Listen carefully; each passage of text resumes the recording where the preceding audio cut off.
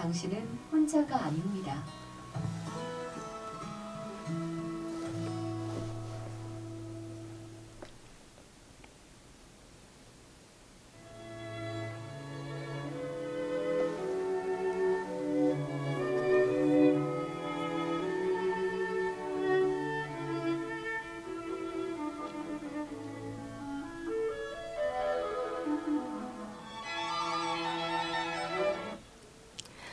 쌀쌀한 날씨가 옷깃을 여미게 하네요.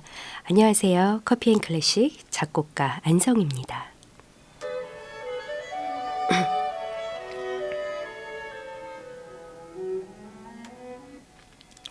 생각나고 보고 싶고 그리워하는 사람이 있다는 것은 그게 바로 행복이라고 합니다.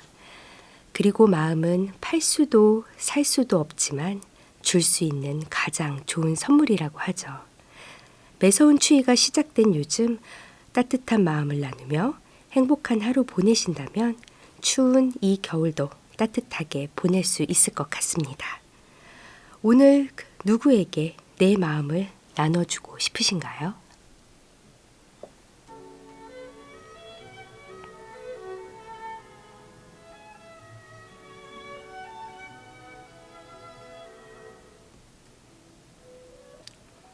커피앤클래식 12월 18일 월요일 여러분과 함께할 첫 곡입니다.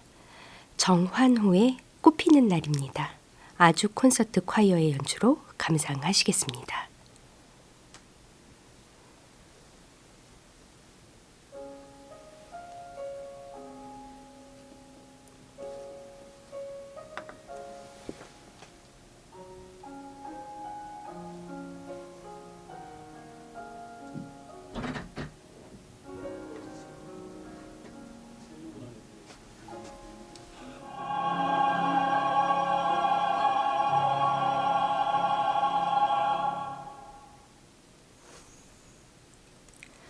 정환호의 꽃피는 날이었습니다.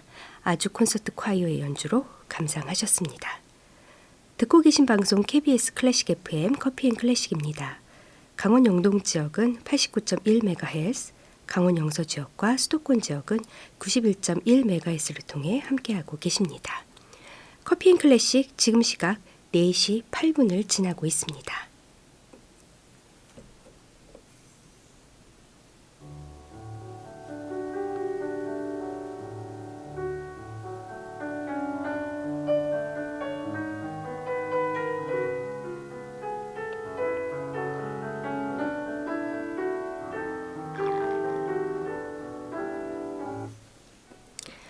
강우성의 피아노 사색.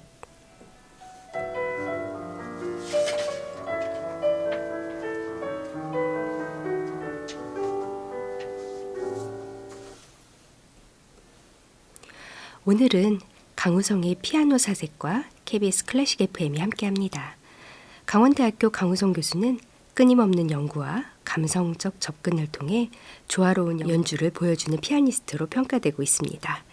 인문학이 더해진 연주회를 통해서 관객들과 더 가깝게 교감하고 있죠. 강우성 교수님 스튜디오에 나와주셨습니다. 교수님 안녕하세요. 안녕하십니까. 날씨가 많이 추워졌습니다. 너무 추워요. 독감이 유행인데 맞아요. 건강하시죠? 이게 겨울은 겨울인데 참 따뜻한 겨울을 맞이하다가 추운 겨울을 맞이하니까 그 따뜻함이 또 한편 그리워지네요. 맞습니다. 10월에 루빈스타인의 생애와 음악 세계관에 관한 이야기를 나누었잖아요. 맞아요. 네, 그때 다음 시간 예고로 현존하는 최고의 피아니스트 마르타 아르헤리치에 대해 소개해 주신다고 하셨어요. 맞습니다. 네, 수많은 피아니스트들 가운데 마르타 아르헤리치, 현존하는 최고의 피아니스트라고 표현하신 그렇죠. 특별한 이유가 있을까요? 특별한 이유라기보다는 보시면 아르헤리치의 연주를 한번 보시면 네. 뭐 굳이 백문이 불여일견 같이 네, 그럴 네. 겁니다. 네. 아르헤리히는요, 이제 좀 설명을 드리자면 1941년생이에요. 네. 아르헨티나 부에노스아이레스에서 태어났고요. 네. 아버지가 외교관이셨습니다. 아. 그래서 이제 외교관 인문은 이제 그쵸. 이제 그렇죠. 많이 돌아다니잖아요. 네. 이제 유럽 안에서 많이 돌아다니다 보니까 뭐 영어권, 스페인어권, 불어권 다 있었던 거예요. 그래서 네. 그 3개 국어를 마치 모국어처럼 고사할 수 아이고. 있는 아주 뛰어난 음. 또 언어적 그 탤런트를 갖고 계신 그쵸. 분이죠. 여러 곳을 돌아다녔으니 또 음악의 그 냄새도 아마 여러 나라가 그렇죠. 또 풍길 것 같아요. 또 아르헨티나 사람들이 보통 이 열정이 있는 게 아니잖아요. 맞습니다. 네.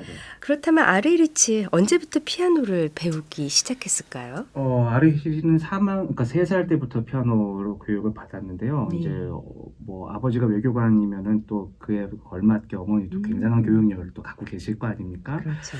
그러니까 3살 때부터 피아노 교육을 받았지만 매우 엄격한, 그리고 어떻게 보면 좀 이렇게 계획된 그런 교육을 시키셨는데, 그거는 사실 부모가 아이의 재능을 어려서부터 발견해냈기 때문에 그쵸. 가능한 그게 일이었던 거예요. 예, 가능했겠죠. 그냥 시켜낸 건 아니거든요. 맞아요. 본격적으로 피아니스트로서 데뷔한 때는 언제일까요? 기록되는 거는 그러니까 8살 때, 그렇게 나빠요? 그렇죠. 초등학교 1학년 나이니까. 네네. 모차르트 피아노 협주곡 20번, D 마이너 466번 있죠? 그거랑 베토벤 피아노 협주곡 1번으로 데뷔를 했어요. 천재가 아니었을까 하는데요. 그게 뭐 그죠. 데뷔한 후 바로 연주 활동을 시작했을까요? 그렇지는 않아요. 왜 그러냐면 이제 보통 이렇게 어린 나이 때 데뷔를 시켜주는 거는 이제 자기의 그쵸. 의지대로 하는 건 아니고 부모의 의지가 사실 크죠. 네. 이제 너는 피아니스트로 클 거야라는 걸 각인시켜주는 어떤 그런 의식과도 같은 거거든요. 네, 맞아요. 예를 들어서 뭐 에프게니 키신 같은 경우도 6살 때 데뷔를 했고, 그쵸. 백건우 선생님 같은 경우도 10살 때 그 국향 국립교향악단, 지금 코리안 그쵸. 심포니의 전신이죠. 네. 그때 이제 데뷔를 하셨단 말이에요. 그러니까 그때도 백건우 선생님의 아버지가 굉장한 교육력을 또 가지고 계셨던 분이고, 예전에 이경수 선생님 얘기를 하면서 왜 그 뭐 건우 아버지가 와가지고 자기 아내 볼을 또 빌려가서 뭐 했고 이런 말씀을 네. 하셨거든요. 전화 네. 인터뷰를 들려드렸을 때. 그러니까 그런 걸 보면은 부모가 자식을 어떻게 키워야지라고 하는 어떤 그런 부분이 네네. 그 어렸을 때의 데뷔로 나타나지 않나 생각해요. 그렇군요. 그렇다면 뭐 아레이리치 본격적인 연주 활동이 언제부터라고 할 수 있을까요? 본격적인 연주 활동은 그래도 그녀가 이제 콩쿨이나 여러 가지 좀 국제적인 무대를 통해서 검증받은 후라고 생각을 하면 될 것 같아요. 그래서 그 전에 이제 좀 살펴보면은 아버지가 외교관이었기 때문에 여러 군데를 이제 돌아다니며 살았었잖아요. 13살 때 빈으로 이주를 했었는데, 오스트리아 빈으로. 그때 이제 스승으로 프리드리히 굴다하고 아르투너 베네디티 미켈란젤리, 뭐 대가죠. 굉장한 대가를 이제 스승으로서 연애 맺게 됩니다. 특히 이 프리드리히 굴다한테 한 1년 반 정도 수업을 받았는데, 굴다는 너무 이제 탤런트가 있다고 생각을 했기 때문에 그렇겠지만 굉장히 엄격하게 수업을 했다고 해요. 네. 1년 반 동안. 그러니까 예를 들어가지고 그 라벨의 아주 그 난곡으로 유명한 밤의 가스파르라는 곡이 있거든요. 네, 그 세 맞아요. 곡으로 이루어져 있는데 이제 특히 세 번째 스카르보가 너무너무 어렵죠. 어렵죠. 그걸 그 세 곡을 단 5일 만에 외워와라 라고 했는데 그 과정을 소화해냈다라는 게 더 대단한 그렇군요. 거죠. 아레이가. 정말 대단하네요. 참 이렇게 대단한 친구가 성장을 해서 뭐 본격적으로 연주 활동을 했다라면 언제가 될 수 그게 이제 있을까? 기록으로 이제 보자면은 네. 그 프리드리히 굴다한테 수업을 받으면서 그때가 네. 이제 15세 정도인데 네네. 피아노에 관련된 모든 테크닉에 대한 그 문제를 마스터했다고 해요. 그래서 그 이후로 이제 16살 때부터 콩쿠르 나가기 시작합니다. 대단하네요. 그래서 이태리에서 열렸던 부조니 콩쿠르, 또 스위스의 제네바 콩쿠르에서 우승을 하게 되면서 이제 이름이 알려졌죠. 그렇군요. 그리고 이제 시간이 좀 더 흐른 후에 65년에 쇼팽 바르샤바에서 열렸던 그러니까 폴란드 바르샤바에서 열렸던 쇼팽 국제 콩쿠르에서 우승하면서 이제 세계 최고의 반열에 오르게 되죠. 그렇군요. 교수님, 아레리치 피아니스트 뭐 가운데서도 여러 피아니스트 가운데서도 열정적인 연주자로 알려져 있잖아요. 네.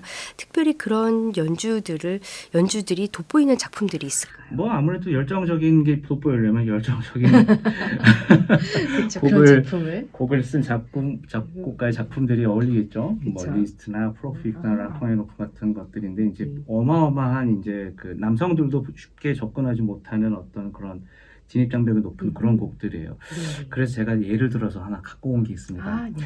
바로 리스 소나타라는 곡인데 리스 네. 소나타는 30분짜리 대곡이에요. 그 네네네. 여자들, 그러니까 남자들도 마찬가지고 여성분들도 마찬가지로 이걸 소화해내려면 대단한 체력이 있어야 되거든요. 그렇죠.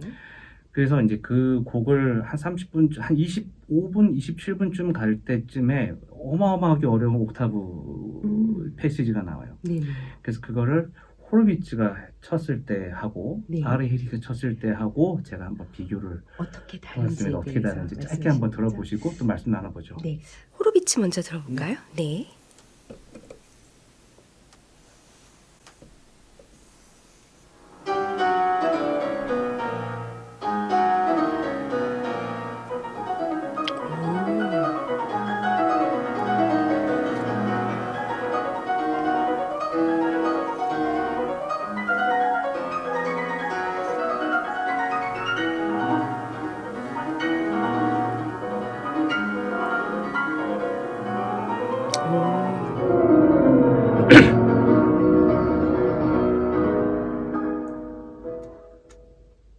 자, 첫 번째 거는 호르비츠라고 말씀하셨는데 네. 두 번째가 누구였을까요? 아리. 어마어마하죠. 아리헤리치겠죠. 예. 뭔가 굉장히 또, 다르죠. 뭔가 좀 더 또렷하고 그렇죠. 패시지가 훨씬 더 잘 네, 네. 느껴지는 느낌이 있었어요. 둘 다 라이브라는 게 문제예요. 아하. 라이브 레코딩이거든요. 그렇군요. 네. 뭔가 스피드가 잘 나타날 수 있는 곡이었던 것 같아요. 맞아요. 네, 비교해 보니까 어마어마하죠. 정확하게 알 수 그렇죠. 있겠네요, 교수님. 네, 이쯤에서 그러면 아레리치 스피드를 잘 나타낼 수 있는 곡 한 곡을 좀 풀리 좀 감상을 좀 해보고 싶네요. 그 아르히리가 또 얼만큼 그 손가락의 움직임이 민첩한지를 드러낼 수 있는 곡을 좀 준비해 봤는데요. 네. 이게 아르히리가 이제 공부를 했을 때 손가락을 이렇게 말아치는 테크닉을 배웠다고 그래요. 그 네. 말아치는 테크닉으로 치는 겁니다. 그러니까 4, 3, 2, 1을 이렇게 손바닥에 올려놓고 시연을 해본다면 이렇게 네. 주먹을 쥐듯이 하나씩 말아서 치는 그런 테크닉이에요. 네. 자, 스칼라티의 토카타 D 마이너를 2008년에 연주한 앙코르 실황으로 준비해 봤습니다. 네, 함께 감상하시겠습니다.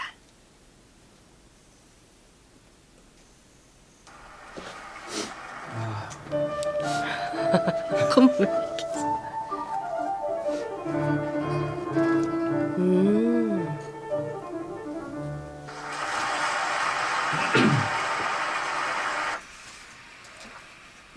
스칼라티의 토카타 D단조를 2008년 토스카니니 콘서토 앙코르 실황으로 감상하셨습니다.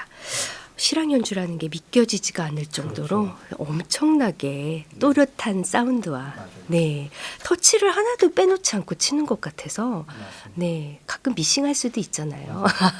근데 이렇게 가벼우면서도 그 질량감이 단단하죠. 그렇죠, 단단해요. 예. 맞아요. 이렇게 칠 수 있는 피아니스트가 과연 몇 명이나 있을까 싶을 정도예요. 네. 예. 아르히리치 활약에 대해 좀 더 자세하게 알고 싶어지네요. 알겠습니다. 조금 세밀하게 말씀을 드려볼게요. 네. 그 아까 말씀드렸던 것처럼 이제 15세 때 피아노에 관한 모든 테크닉을 정복했다고 했잖아요. 그러고 나서 이제 콩쿠르를 나가는 건데 16세부터 부조니 콩쿠르에서 1등을 하면서 이제 콩쿠르 스타덤에 오르게 됐고 그러면서 이제 조금씩 이제 그녀의 이름이 유명해지면서 세계 도처에서 초청 연주가 진행됩니다. 이제 한 1960년 정도까지 엄청나게 많이 이제 레코딩도 하고 연주도 하고 했는데 네. 연간 한 150회 정도를 했다고 해요. 엄청나네요. 어마어마한 네. 연주죠. 그러면서 뭐 도이치 그라모폰이나 아니면은 또 어디죠? 필립스 같은 곳에서도 많이 지금 그녀의 음반을 볼 수가 있고요. 네. 그러면서 뭐 작곡가도 사실 가리지 않아요. 쇼팽, 리스트, 브람스, 라벨, 프로고피프 뭐 이런 정말 그 작품 해석의 레인지가 아주 방대한 거를 소화하면서 정말 아르게리히의 열풍을 일으켰다고 해도 과언이 아닐 정도입니다.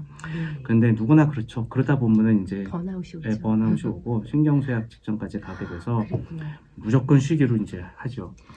이렇게 유명하고 뭐 연간 150회 이상의 연주를 했다면 본인이 쉬고 싶다고 해도 주위 사람들이 가만히 두지 않았을 것 같아요. 쉴 수 있었을까요? 그렇죠. 그러니까 하지만 이제 모든 스케줄을 과감히 끄는 거죠. 그러니까 아르히리히의 삶을 조금 이제 더 살다 보면은 네. 그녀가 얼마나 계획적이고 음. 또 자기 주도력이 강한지를 좀 알 수 있어요. 그래서 네. 정말 단칼에 연주를 딱 전련을 하게 되는 거죠. 2년 동안. 호르비츠도 이제 그렇게 됐었었죠. 네네. 2년 동안 그 우울증 약 때문에 편을 쉴 수가 없었었죠. 네네. 네, 이제 그녀도 마찬가지 상황이었던 거예요. 번아웃에서. 음. 근데 보통들 이제 이렇게 재충전의 시간을 가지면 뭐 나도 자기 성찰, 나도 좀 돌아보면서 이제 뭐 자유롭게 막 삶으로 이렇게 하지만 그렇지 않았어요. 이제 정말 딱 쉬는 시간을 가졌는데 네. 그러다가 이제 제네바로 거처로 옮겼어요. 스위스 네. 제네바로. 그러다가 이제 당시에 중국계 음악가였던 지휘자였는데 로버트 체인이라는 사람이랑 이제 아이를 갖게 되고 그래서 둘이 결혼했죠. 근데 당시 나이가 22이면 이제 굉장히 젊은 나이인데. 아주 어린 나이죠. 그리고 이제 첫 아이를 출산했지만 이제 그 둘의 결혼 생활은 오래 가지 않았습니다. 그랬군요. 네, 그래서 헤어지게 됐죠. 그 힘든 시간을 회복할 수 있었던 어떤 특별한 계기가 있었을까요? 그러게 말이에요. 그러니까 자신의 음악적인 삶을 좀 쉼을 얻기 위해서 공백을 가졌던 그 시기에 이제 네. 결혼 원치 않았었을 수도 있는 결혼을 하면서 출산을 통해서 그러다가 이제 자신이 더 어떤 뭐라고 할까요? 이제 고난 속으로 들어간다고 했을까요? 어떤 인생의 큰 벽을 마주하게 됐을 네. 것 같은데 네네. 그러다가 이제 슈테판 아시케나지라는 스승을 만나게 돼요. 네네. 그래서 그와 이제 그녀가 수업을 하게 되면서 음악을 바라보는 새로운 지평을 이제 열게 됩니다. 그래서 1965년에 다시 한번 콩쿠르에 도전을 하게 되죠. 그게 아까 말씀드렸던 쇼팽. 바르샤바에서 했었던 쇼팽 국제 콩쿠르였고 거기서 당당히 우승을 하면서 더 단단해진 모습으로 대가의 반열에 오르게 되죠. 네. 그러면서 이제 1967년에 뉴욕 링컨 센터에서 위대한 연주가 시리즈가 있었는데 거기에서 아주 성공적으로 데뷔를 하면서 네네. 이제 국제적인 명성을 더 쌓게 됩니다. 서방 세계에서. 그리고 1968년도에 이제 베른 교향악단의 예술 감독을 하면서 명성을 쌓고 있었던 그 스위스 출신의 지휘자인 샤를르 디토아 아주 유명하죠. 네네. 그 샤를르 디토아와 이제 지휘자와 협연자 관계로 만나게 됐고 이후 결혼까지 가게 되는데 또 5년 후인 1973년에 이혼하게 돼요. 네. 참 쉽게 그 음악가들은 자신의 그 성향이 워낙 강하기 때문에 맞아요. 서로 음악적인 아이디어가 맞지 않으면은 또 그것 때문에 싸울 수도 전 충분히 그쵸. 이해갑니다 이런 부분에서. 네. 그러다가 이제 78년도에 미국에서 아주 유명한 피아니스트 스티븐 코바세비치하고 결혼했는데 결국 또 이혼을 하게 됩니다. 아이고 참 다사다난했네요. 그러게요. 세 번의 결혼을 통해서 자녀는 혹시 없었을까요? 있었습니다. 그 우연찮게도 그 각 남편들마다 하나씩 자녀가 있었는데 다 딸이었어요. 딸이 됐는데 딸 부자가 됐는데 그 중국 태생이라고 했잖아요. 로버트 네. 첸한테서 이제 린다 첸이라는 딸 아이가 있었고 네. 지금 비올리스트로 활동하고 있어요. 네. 샬롯 디토한테는 그래서 둘째 딸이 있었는데 이제 대학에서 교수와 저널리스트로 활동하고 있고요. 네. 그리고 마지막으로 스티븐 코바세비치에서 난 딸은 이름이 두 개고 슈테파니 코바세비치라고도 하고 슈테파니 아르게리히라고 해요. 엄마 성도 했다가 아빠 성도 했다가 이렇게 하는 근데 아주 유명한 영화 감독이에요. 그래서 그녀가 그녀의 엄마인 마르타를 위해서 다큐멘터리 형식의 영화 블러디 도터라는 거를 만들었거든요. 네. 그게 이제 한국말로는 마르타 아르게리히와 세 딸들라는 것을 2012년에 나왔던 영화인데 네네. 한국의 제천 국제 영화음악제에서도 상영됐었어요. 그랬군요. 초청작으로. 네. 그래서 이제 피아니스트 여성을 그러니까 엄마를 피아니스트와 엄마와 아내라는 관점으로 마르타를 재조명했고 그걸 딸의 시각으로 이렇게 따뜻하게 담아낸 그런 영화죠. 세 딸들이 다 잘 큰 것 같아요. 다 맞아요. 각자의 분야에서. 맞아요. 네. 그 아르히리치 피아니스트로서뿐만 아니라 기동 크레머, 미샤 마이스키를 비롯해 요즘 대세인 르노, 고티에, 카피송 형제 등등 당대 대가들과 함께 앙상블로도 많이 참여를 한 것 같아요. 그럼 뭐 특별한 이유가 있을까요? 참 이런 재능을 갖고 있는 사람임에도 불구하고 네. 독주를 그러니까 독주라는 게 독한 술이 아니라 솔리스트. 독주, 솔리스트. 우리 솔리스트 하는 거. 네. 네. 독주 무대를 멀리 하려고 했다라는 게 참 믿겨지지 않거든요. 그러게요. 그러면서 이런 얘기를 했어요. 난 애초에 피아니스트가 되고 싶은 열망 같은 것은 없었다. 어쩌다 보니 피아노 치는 것이 내가 제일 잘할 수 있는 유일한 일이라는 생각 때문에 피아노를 친다. 그러나 독주의 무대에 나갈 때마다 느끼는 무대의 공허함과 허전함은 견디기 힘든 고독감을 가져온다. 네, 뭔가 멋있어요. 맞아요. 이런 이유 때문에 혼자서 무대에 올라가는 거를 그쵸. 점점점 어려워했던 것 같아요. 연주자들이 갖는 다 그런 부담감 아닌가요? 근데 저는 아직은 이런 아직은 건 없어요. 없어요. 저는 독주가 저는 훨씬 편한데, 그래요. 근데 이제 자기 자신을 반겨줬던 그 수많은 관객들이 이제 사라지고. 썰물처럼 이렇게 사라졌을 때 그 텅 빈 무대에서 느낄 수 있는 공허함은 있죠. 물론 있죠. 네. 예, 그게 스타이다 보니까 훨씬 컸을 것 같아요. 네. 그러다 보니까 이제 독주에 대한 어려움 때문에 갑작스럽게 막 연주를 취소하는 해프닝을 일으키기도 했었어요. 끊임없이 혼자 연습해야 되고 이걸 그쵸. 버텨내야 맞아요. 되고 하는 게 이제 엄청난 또 무대 공포 같은 어떤 그런 심적 압박감으로 다가왔었기 때문에 취소할 수밖에 없었다고 해요. 그렇군요. 근데 이제 반면에 앙상블, 여럿이 같이 하는 앙상블 네. 같은 경우는 그런 고독감에서 충분히 해방될 수 있죠. 무대에서 음악으로 이야기를 서로 나누는 그쵸, 거니까. 맞아요. 그리고 연습도 항상 혼자 하던 거를 함께 맞아. 하고 그 음악적 아이디어를 통해서 여기는 이렇게 하는 게 어때? 여기는 이런 이야기 같은데 너는 어떻게 생각해? 라는 의사를 항상 물었고 할 수 있는 게 맞아요. 이제 그 실내악의 또 묘미거든요. 그쵸. 그래서 80년대 이후부터는 독주 연주를 거의 안 하고 있습니다. 협연을 제외하고 솔로로서는 네네. 연주를 거의 안 해요. 그렇군요. 와, 그것을 극복하기 위해 또 많이 노력했을 테고, 네, 함께 또 연주하는 것에서 또 행복을 찾았을 것 같다라는 생각이 듭니다. 아레이치 앙상블 곡도 궁금해지네요. 누구와 어떤 앙상블 곡을 준비해 주셨는지요? 네, 슈만의 피아노 퀄텟 E 플랫 메이저를 한번 준비해 봤거든요. 네네. 작품 번호는 47번이고요. 네. 그 중에서 이렇게 4악장으로 구성되어 있는 곡인데 3악장에 이제 안단테 칸타빌레라고 아주 들어보시면 이 곡이 여기 있었어라고 할 정도로 유명한 곡인데 네네. 노래도 아주 좋고요. 그래서 아까 말씀해 주셨던 르노 카피숑 바이올린하고 첫 딸의 남편인 비올라 한다고 했잖아요. 네. 라이다 첸하고 그다음에 고티에 카피숑이 첼로하고 그다음에 마르다리 히가 피아노를 연주하는 음원을 준비해 봤습니다. 네. 함께 감상하시겠습니다.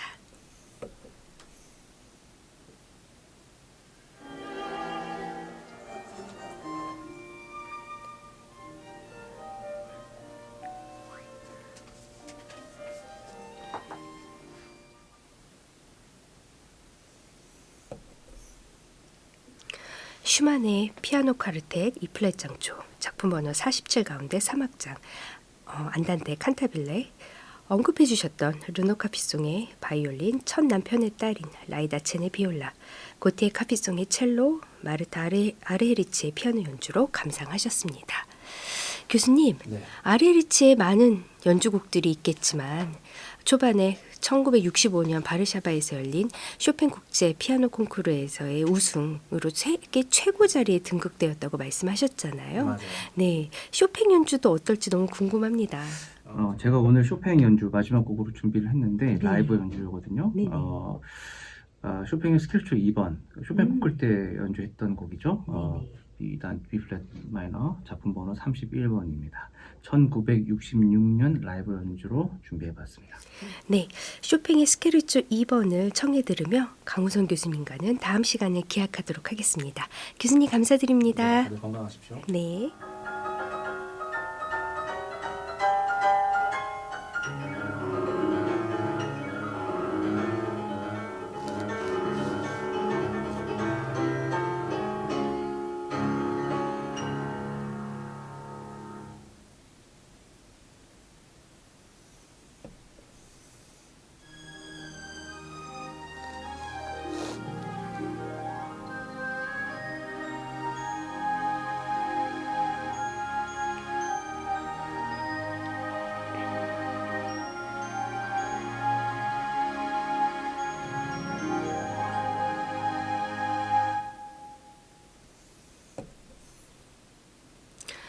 듣고 계신 방송 KBS 클래식 FM 커피앤클래식입니다.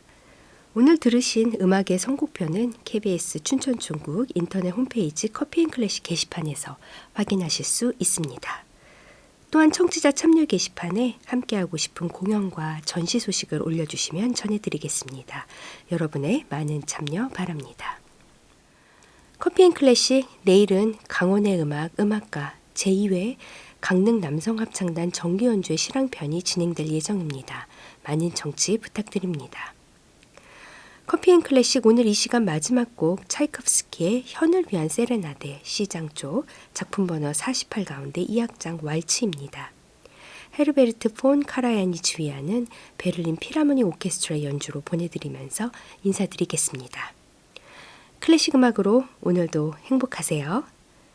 지금까지 기술의 전원모, 구성 이소라, 제작의 윤석항, 진행의 강원대학교 안성희 교수였습니다.